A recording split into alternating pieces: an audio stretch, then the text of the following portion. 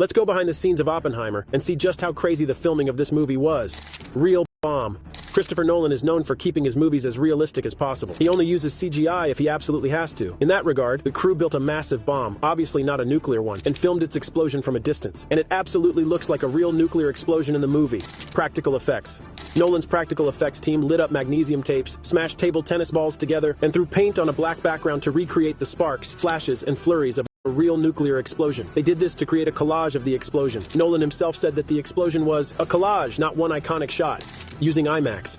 IMAX cameras are by far the most advanced filming technology in the world. Nolan exclusively films with 70mm IMAX cameras because everything looks extremely realistic. In his own words, it gives you an incredible sense of immersion in the image. It's the closest to reproducing the world in the way your eyes see it. Restricted CGI. It's a misconception that Nolan doesn't use CGI. He obviously didn't make an actual nuclear bomb for Oppenheimer, just how he didn't actually build a mirrored city for Inception. However, the majority of the movie is really practical effects. CGI is just finishing the practical effects off, making everything look super realistic.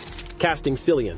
Nolan based his script on the book American Prometheus, which is a book about Robert Oppenheimer and the first nuclear bomb. Although he didn't have an actor in mind during the writing process, he immediately knew Cillian, with whom he had worked before on a few movies, was the man for the job. The preparation.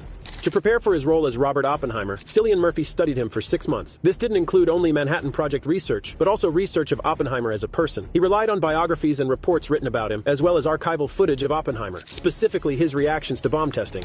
Realistic depiction. Robert Downey Jr., who plays Louis Strauss in the movie, said that Murphy's embodiment of Robert Oppenheimer is so realistic, it makes you feel like you're standing in a room with the real Oppenheimer. This made filming difficult at times, because Murphy's and Oppenheimer's personas were completely contrasting. Downey Jr.'s transformation. To realistically play the role of Louis Strauss, Downey Jr. had to completely transform the way he looked. This includes not just his hairline, but also applying a lot of makeup on his face. From the few shots we got of him in the trailer, you can't even see that it's really him.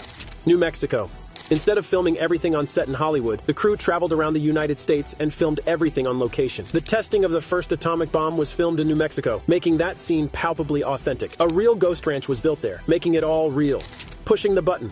Pushing the button that actually activates the first atomic bomb during the Trinity test is arguably the most important moment in the movie. Although the scene isn't that long in the movie, it took them weeks to film every scene that mentions the button being pushed and what's going to happen afterwards. Black and white.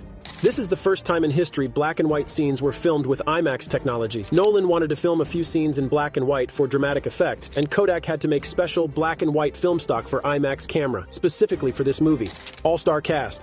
Nolan wanted to surround Murphy's Oppenheimer with the best talent possible, so he cast Robert Downey Jr., Emily Blunt, Matt Damon, Rami Malek, Florence Pugh, Josh Hartnett, Jack Quaid, Benny Safdie, Dane DeHaan, Casey Affleck, and Gary Oldman, among others, to be part of the movie. Method acting.